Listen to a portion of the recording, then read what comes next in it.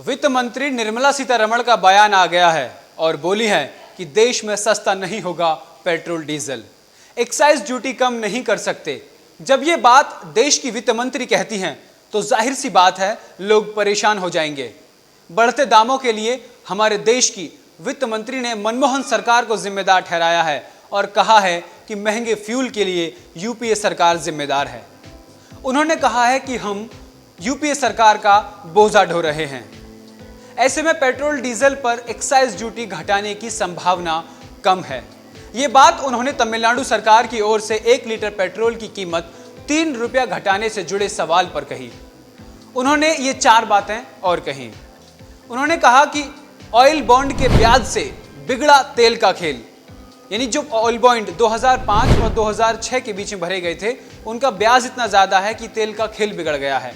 UPA सरकार ने 2005 और 2006 के बीच जारी किए थे ऑयल बॉन्ड। सस्ते पेट्रोल डीजल के लिए 141 लाख के ऑयल बॉन्ड जारी किए। पिछले साल में मौजूदा सरकार ने 70,196 करोड़ रुपए का ब्याज भरा है। आइए सबसे पहले आपको बताते हैं कि ऑयल बॉन्ड क्या होता है, इसका क्या काम होता है। केंद्र सरकार ने साल 2005 से लेकर साल 2009 के बीच 141 करोड़ रुपए के ऑयल बॉन्ड इशू किए थे।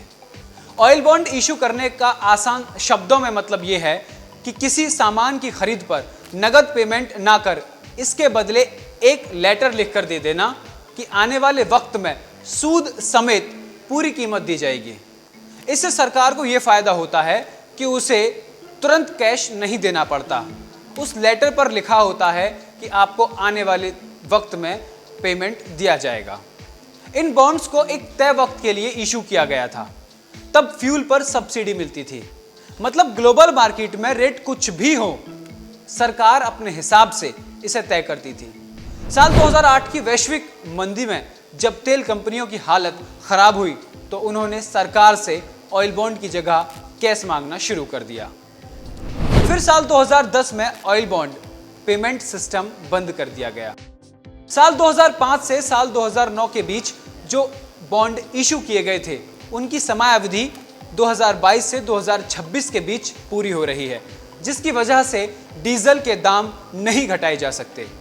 हालांकि यूपीए सरकार ने इन सारी बातों से अपना पल्ला झाड़ा है और बीजेपी पर आरोप लगाया है कि सरकार अपनी नाकामियों और बदहाल आर्थिक नीतियों का ठीकरा हमारी सरकार पर फोड़ रही है।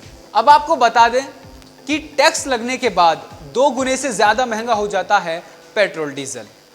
देश में पेट्रोल का बेस प्राइस 41 रुपए और डीजल का बेस प्राइस 42 रुपए है। केंद्र और राज्य सरकारों की तरफ से लगने वाला टैक्स से इसकी कीमतें देश के कई हिस्सों में 110 रुपए के पार पहुंच गई हैं। केंद्र सरकार पेट्रोल पर 33 रुपए और डीजल पर 32 रुपए एक्साइज ड्यूटी वसूल रही है। इसके बाद सरकारें इस पर अपने हिसाब से वैट और सेस वसूलती हैं। इससे पेट्रोल और डीजल के दाम बेस प्राइस से लगभग 2 गुने से ज्यादा बढ़ जाते हैं। देश में पेट्रोल पर 56 और डीजल पर 45 रुपए प्रति लीटर से भी ज्यादा टैक्स वसूला जाता है। अब हम आपको बताते हैं 21 अगस्त के आंकड़ों से दिल्ली में पेट्रोल और डीजल की कीमतों के हिसाब से कि कैसे कैसे उन पर क्या क्या लगता है और कैसे तेल के दाम दुगने हो जाते हैं। दिल्ली में अगर हम 1 लीटर पेट्रोल की बात करें तो उसका जो बेस प्राइस है वो 41 रुपये है, और अगर हम दिल्ली में डीजल की बात करें तो डीजल में उसका बेस प्राइस 42 रुपये है। यानी पेट्रोल 41 रुपये 24 पैसे और पेट्रोल 42 रुपये। अब इस पर भाड़ा लगता है 36 पैसे यानी पेट्रोल पर, और डीजल पर भाड़ा 33 पैसे। अब एक्साइज ड्यूटी भी लगती है। पेट्रोल पर एक्साइज ड्यूटी 32 रुपये 90 पैसे और डीजल पर एक्साइज ड्यूटी 31 रुपये 80 पैसे। अब इसमें डीलर का कमीशन भी होता है। पेट्रोल पर डीलर का कमीशन 3 रुपये 84 पैसे और डीजल पर 2 रुपये 60 पैसे।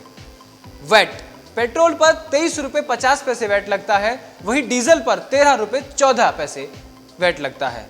इस प्रकार पेट्रोल की कुल कीमत 101 रुपये 84 पैसे और डीजल की कुल कीमत 89 रुपये 87 पैसे। इस तरीके से पेट्रोल और डीजल के दाम वैट और टैक्स लगने के बाद लगभग 2 गुने से ज्यादा हो जाते हैं। कारोबार और निवेश जगत से जुड़ी तमाम खबरों को देखने के लिए